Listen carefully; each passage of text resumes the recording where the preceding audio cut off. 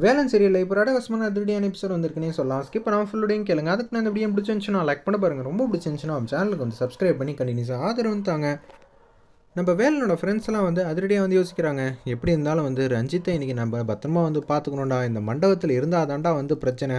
Already வந்து தர்மலிங்கம் வந்து பிரச்சனை மேலே பிரச்சனை பண்ணிகிட்டு இருக்கான். அவன் கண்ணில் படாமல் வந்து நம்ம எதாவது ஒன்று சிறப்பாக திட்டம் போடணுங்கிற மாதிரி யோசிக்கும்போது சுமதி வந்து காதல் விஷயத்தை வந்து அவங்க மாமா கிட்ட சொல்லிடுறாங்க, வள்ளியோட அப்பா கிட்ட. உடனே ரத்னவேல் வந்து வேக வேகமாக போகிறாங்க. என்னது, வேலனும் என் பொண்ணும் லவ் பண்ணுறாங்களா? இதெல்லாம் சாத்தியமே இல்லை அப்படின்னு சொல்லும்போது, வள்ளி எனக்கு ஒரு சந்தேகம், அதனால தான் உங்ககிட்ட கேட்கலான்னு வந்திருக்கேன்னு சுமதியை வந்து பார்த்துட்றாங்க. இடக்கு முடக்கா அப்பா கிட்ட ஏதோ ஒரு விஷயத்த வந்து சொல்லிட்டாங்க போல இருக்கு அப்படின்னு சொல்லி யோசிக்கும்போது கரெக்டாக வந்து கேட்குறாங்க, நீயும் வேலனும் லவ் பண்ணுறீங்களா? சொல்லுங்கள், எனக்கு தெரிஞ்சாகணுமா? எதுவாக இருந்தாலும் பார்த்துக்கலாம் அப்படின்னு சொல்லும்போது, யாருப்பா சொன்னா உங்களுக்கு? நீங்களும் தப்பாக தான் புரிஞ்சிகிட்டு இருக்கீங்க அப்படின்னு சொன்னோன்னே சுமதி வந்து ரூமை விட்டு வெளியில் தான் நின்றுட்டுருக்காங்க, டோருக்கு பக்கத்துலேயே. அப்படியெல்லாம் ஒன்றும் இல்லைங்கிற மாதிரி சொல்கிறாங்க. அந்த இடத்துல நம்ம வள்ளி சுமதி வந்து கடுப்பாயிட்டாங்க. இவளும் சொல்ல மாட்டா, சொன்னவளையும் வந்து இது மாதிரி பொய்யுங்கிற மாதிரி நிரூபிச்சிருவா போல இருக்கே அப்படின்னு சொல்லும்போது, எனக்கு நல்லாவே தெரியுமா சுமதி தான் தப்பாக புரிஞ்சுக்கிட்டா. சுமதியே இப்படியெல்லாம் யோசிக்கிறாளே, அப்போனா ஊரில் இருக்கிறவங்க எல்லாரும் எப்படியெல்லாம் யோசிப்பாங்க? அச்சச்சோ, என் பொண்ணை பற்றி எனக்கு தெரியாதா? நான் என் பொண்ணு மேலே வச்சுருக்கிற நம்பிக்கையை விட வேலன் மேலே வச்சுருக்கிற நம்பிக்கை ரொம்பவே அதிகம். எப்போதும் இவங்க 2 பேரும் எனக்கு எந்த விதமான பிரச்சனையும் கொடுக்க மாட்டாங்கங்கிற மாதிரி தான் சொல்கிறாங்க. அந்த இடத்துல நம்ம ரத்னவேல், சுமதி நீ தப்பாக புரிஞ்சுக்கிட்டு இருக்கிறம்மா அப்படின்னு சொல்லிட்டு அவங்க மட்டும் கேஷுவலாக வந்து போகிறாங்க. ரஞ்சித் வந்து நிதானம் இல்லாமல் இருக்காங்க. அப்பன்னு பார்த்து அவங்க மாமா தர்மலிங்கம் வந்து வராங்க. ஏன்டா இப்படி பண்ணுற? நாளைக்கு உனக்கு கல்யாணம்டா.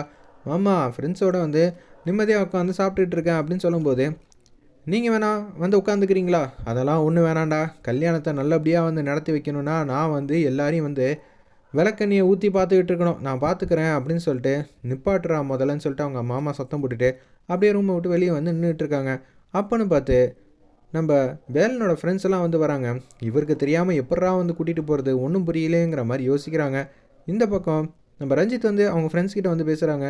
எப்படி இருந்தாலும் எனக்கும் வள்ளிக்கும் கல்யாணம் ஆனதுக்கப்புறம் நான் யார் என்ன ஏதுன்னு காட்டியே தீருவேன். ஏன்னா கல்யாணத்துக்கு முன்னாடி என்னை எப்படியெல்லாம் தெரியுமா அசிங்கப்படுத்தியிருக்கா, டிசைனாக என்னை மதிக்க கூட மாட்டா. அட்லீஸ்ட் வந்து பேசுகிறதுக்காவது பதிலுக்கு மதித்து பேசலாம், அதை கூட அவள் வந்து செய்ய மாட்டேன்ட்டா. அப்படி இருக்கும்போது நான் அவளை சும்மா விட மாட்டேன். கல்யாணம் நடந்து முடியட்டும், அதுக்கப்புறம் நான் யார் என்ன ஏதுன்னு காட்டுறேங்கிற மாதிரி கேவலமாக வந்து யோசிச்சுட்ருக்காங்க. அந்த இடத்துல நம்ம ரஞ்சித்து சரின்னு சொல்லிட்டு அவங்க ஃப்ரெண்ட்ஸ் எல்லாம் வந்து போகிறாங்க.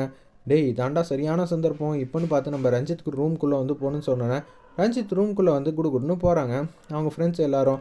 அப்போன்னு பார்த்து ரஞ்சித்தை வந்து டிஷம் பண்ணிடுறாங்க, நல்லா அசந்து தூங்கிடுறாங்க. அவங்க கொண்டு வந்த ஒரு விஷயத்தில் வந்து மூட்டையில் வந்து வச்சுட்டு அப்படியே வந்து கூட்டிகிட்டு போய்கிட்டே இருக்காங்க. அந்த இடத்துல நம்ம வேலனோட ஃப்ரெண்ட்ஸ் எல்லாம் அப்போன்னு பார்த்து யதார்த்தமாக வந்து பார்க்குறாங்க. தர்மலிங்கம், டேய் யார்ரா நீங்கள் அப்படின்னு சொல்லும்போது ஆல்ரெடி வந்து வேலனோட ஃப்ரெண்டை வந்து பார்த்ததுனால ஒரு ஆள் மட்டும் மாஸ்க் வந்து கட்டிகிட்டு இருக்காங்க. இவர் மட்டும் என்ன பார்த்துட்டாரு, அப்புறம் பிரச்சனை ஆகிடுமே. கரெக்டாக வந்து யார் பார்க்கக்கூடாதுன்னு நினச்சோமோ அவரே வந்து பார்த்துட்டாரு அப்படின்னு சொல்லி யோசிக்கும்போது, யார்ரா நீங்கள், எதுக்குடா நீங்கள் இங்கே இருக்கீங்க, எனக்கு தெரிஞ்சே ஆகணும்டா அப்படின்னு சொல்லி உச்சக்கட்ட கோவத்தில் வந்து பேசுகிறாங்க. தர்மலிங்கம், சார் இது எல்லாம் காய்கறி மூட்டை.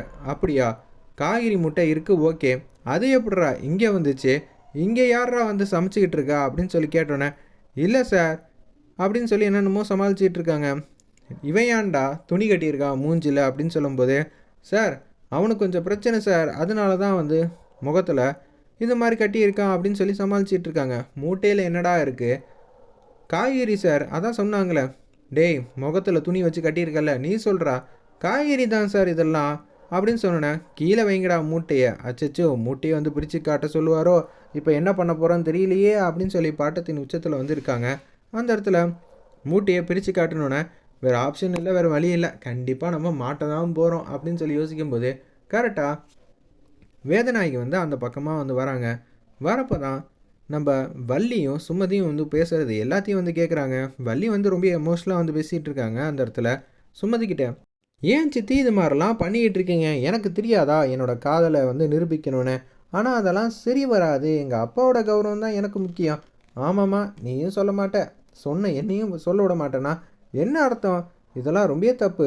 நீங்கள் 2 பேரும் வந்து ஒருத்தர் பேசுனது எல்லாத்தையும் கேட்டேன், 2 பேரும் வந்து விலகிடலாங்கிற அளவுக்கு வந்து பேசுகிறீங்க. அதுவும் குறிப்பாக நீ உனக்கு வாங்கி கொடுத்த கிஃப்ட் எல்லாத்தையும் வந்து கொடுத்துட்ற, இதை என்னால் வந்து ஜீர்ணிக்கவே முடியலன்னு சொல்லி உச்சக்கட்ட கோவத்தில் வந்து பேசுகிறாங்க அந்த இடத்துல. இதை கேட்டோன்னு வந்து ரத்னவேலுக்கே வந்து அப்போ தான் தெளிவாக தெரியுது. ஓ, ரத்னவேல்கிட்ட இதை சொல்கிற அளவுக்கு சுமதிக்கு வந்து தைரியம் வந்துருச்சா?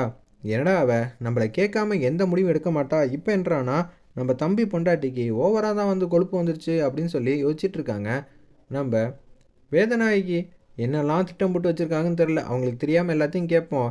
வள்ளியே வந்து ரஞ்சித்தை கல்யாணம் பண்ணிக்கணும்னு முடிவில் இருந்தாலும் பக்கத்தில் இருக்கிறவங்களாம் வந்து முடிவை மாற்ற வச்சுருவாங்களோ அப்படின்னு சொல்லி யோசிக்கும்போது கரெக்டாக வந்து வள்ளி வந்து பேச்ச ஆரம்பிக்கிறாங்க. நான் எங்கள் அப்பாவையும் அம்மாவையும் சேர்த்து வைக்க போகிறேன். என்னது, மாமாவையும் அத்தையும் சேர்த்து வைக்க போறியா? இதெல்லாம் நடக்கிற காரியமா?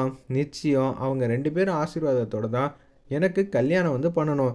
அவங்க 2 பேரும் ஜோடியாக நின்று என்ன ஆசீர்வாதம் பண்ணணும், அதுக்கு தான் நான் ஆசைப்பட்றேன் அப்படின்னு சொல்லும்போது, என்னம்மா நீ உன் வாழ்க்கையை பார்க்க சொன்னா நீ என்னென்னமோ வந்து செஞ்சுக்கிட்டு இருக்கியே, இதெல்லாம் நடக்குமா? கண்டிப்பாக நடக்கும். எங்கள் அம்மாவை இங்கே வர வைக்க போகிறேன், அதுவும் எங்கள் அப்பாவையே கூப்பிட வைக்க போகிறேன்னு சொல்லி சூப்பராக மாதம் வந்து யோசிச்சுட்ருக்காங்க. வேறு லெவலில் இருந்துச்சுன்னே சொல்லலாம் அந்த சீன்லாம்.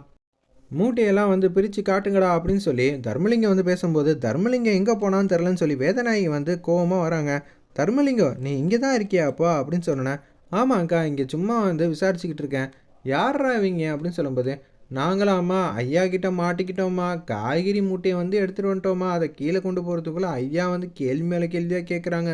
நீங்கள் தாம்மா எங்களை வந்து காப்பாற்றணும் அப்படின்னு சொன்னேன். டேய், அங்கே எவ்வளோ பெரிய பிரச்சனை வரப்போகுதுன்னு தெரியுமாடா? அதெல்லாம் வந்து கவனிக்காமல் நீ என்றாடா காய்கறி வச்சிருக்கிறவனை பிடிச்சி மம்பளத்துக்கிட்டு இருக்க, இது உனக்கே நியாயமாக இருக்காடா அப்படின்னு சொல்லி அந்த இடத்துல வந்து வேதநாயகி வந்து கேட்டோன்னு வந்து, நீங்கள் சொல்கிறது எல்லாம் வாஸ்தவம் தான், ஆனால் இங்கே என்ன நடந்தாலும் எனக்கு தெரியாமல் எதுவும் நடக்கக்கூடாது. மாப்பிள்ளை ரூம் பக்கத்தில் இருக்கேன், இது மாதிரி மூட்டை போச்சுன்னா எனக்கு சந்தேகமாக இருக்காதா? ஏன் தம்பி போங்கடா, இவன் கிடக்குறான், அக்கா இருக்கா நான் பார்த்துட்றேன்னு சொல்லும்போது, அம்மா நீங்கள் ரொம்ப நல்லா இருப்பீங்கம்மா அப்படின்னு சொல்லிட்டு 4 பேர் வந்து அந்த மூட்டையை தூக்கிட்டு அப்படியே கீழே இறங்கி வந்துடுறாங்க. வேறு லெவலில் மாசாக இருந்துச்சுன்னே சொல்லலாம் அந்த சீன்லாம். முதல்ல ரஞ்சித்தை பார்ப்போம். அப்படி என்னடா பிரச்சனைங்கிற மாதிரி கேட்குறாங்க அந்த இடத்துல. நீ வேறக்கா இங்கே எல்லாத்தையும் பார்த்துக்கிட்டே இருக்கணும், இல்லாட்டி பிரச்சனையிடும். நான் ஒரு விஷயத்தை கண்டுபிடிச்சேன்னு சொன்னேன்ல, அது என்ன தெரியுமா? ஜானகி திருப்பி இங்கே வரப்போகிறாளாம். ஜானகி பழைய ஜானகியா இல்லைல்ல, அவள் ரொம்ப கோவமாக வந்து என்னையே வந்து எதிர்த்து பேசினா, கொஞ்சம் விட்டுருந்தா என் கண்ணத்துலேயே வந்து பலார்னு அடைஞ்சிருப்பா போல இருக்கு. என்னக்கா சொல்கிற? ஜானகிக்கு இவ்வளோ வந்து திமிரு வந்துருச்சா? இது எல்லாத்தையும் நான் பார்த்துக்கிறேங்காங்கிற மாதிரி சொல்லிட்டு இருக்காங்க அந்த இடத்துல. நீ தான் பார்த்துக்கிறியா? முதல்ல ரஞ்சித் எங்கே இருக்காங்கிற விஷயத்த வந்து பார்ப்போம்னு சொல்லிட்டு அப்படியே கேஷுவலாக வந்து ரஞ்சித் ரூமுக்கு வந்து வராங்க. ரஞ்சித் இல்லை, ஒன்றை வந்து எல்லா இடத்துலையும் வந்து தேடி பார்க்குறாங்க.